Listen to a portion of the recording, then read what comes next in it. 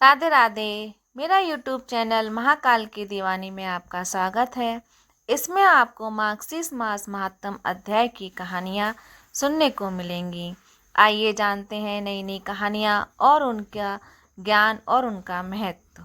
राधे राधे दोस्तों। मार्क्सिस्ट मास महात्म अध्याय 5। भगवान श्री कृष्ण कहते हैं कि हे देवी, अब सब लोगों द्वारा सम्मानित 5वें अध्याय का महात्म्य संक्षेप में बतलाता हूँ। सावधान होकर सुनो। मध्य देश में पुरतसुखपुर नामक एक नगर है। उसमें पिंगल नामक एक ब्राह्मण रहता था। वह वेद पाठी ब्राह्मणों के विख्यात वंश में, जो सर्वदा निष्कलंक था, उत्पन्न हुआ था, किंतु अपने कुल के लिए उचित वेद शास्त्रों के स्वाध्याय को छोड़कर ढोल बजाते हुए उसने नाच गान में मन लगाया। गीत, नृत्य और बाजा बजाने की कला में परिश्रम करके पिंगल ने बड़ी प्रसिद्धि प्राप्त कर ली और उसी से उसका राजभवन में भी प्रवेश हो गया। वह राजा के साथ रहने लगा। स्त्रियों की सेवा और कहीं उसका मन नहीं लगता था। धीरे धीरे अभिमान बढ़ जाने से उच्छृंखल होकर वह एकांत में राजा से दूसरों के दोष बतलाने लगा। पिंगल की एक स्त्री थी जिसका नाम अरुणा था। वह नीच कुल में उत्पन्न हुई थी और कामी पुरुषों के साथ विहार करने की इच्छा से सदा उन्हीं की खोज में घूमा करती थी। उसने पति को अपने मार्ग का कंटक समझकर एक दिन आधी रात में घर के भीतर ही उसका सिर काट कर मार डाला और उसकी लाश जमीन में गाड़ दी। इस प्रकार प्राणों से विमुक्त होने पर वह यमलोक पहुंचा और भीषण नरकों को उपभोग करके निर्जन वन में गिद्ध हुआ। अरुणा भी भगंदर रोग से अपने सुंदर शरीर को त्याग कर घोर नरक भोगने के पश्चात उसी वन में सुखी हुई।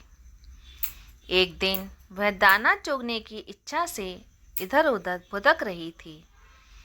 इतने में ही उस गिद्ध ने पूर्व जन्म के बैर का स्मरण करके उसे अपने तीखे नखों से फाड़ डाला।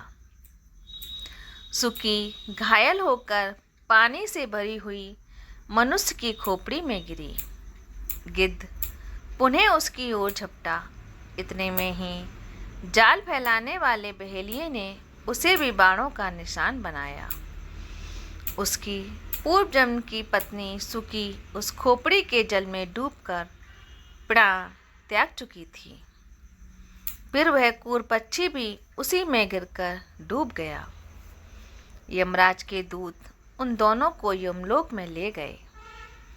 वहां अपने पूर्वकृत पाप कर्म को याद करके दोनों ही भयभीत हो रहे थे। तदनंतर यमराज ने जब उनके घृणित कर्मों पर दृष्टिपात किया, तब उन्हें मालूम हुआ कि मृत्यु के समय अकस्मात खोपड़ी के जल में स्नान करने से इन दोनों का पाप नष्ट हो चुका है। तब उन्होंने उन दोनों को मनोवांछित लोक में जाने की आज्ञा दी।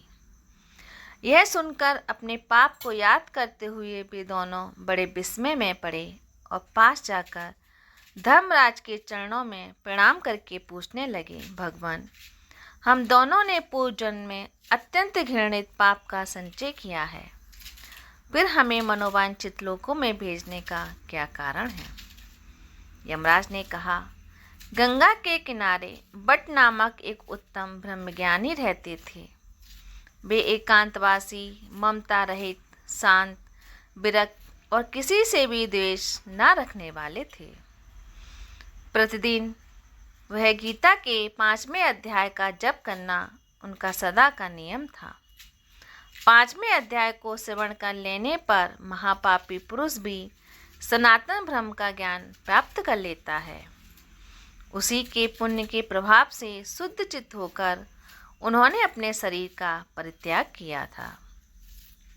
गीता के पाठ से जिनका शरीर निर्मल हो गया था, जो आत्मज्ञान प्राप्त कर चुके थे, उन्हीं महात्मा की खोपड़ी का जल पाकर तुम दोनों पवित्र हो गए।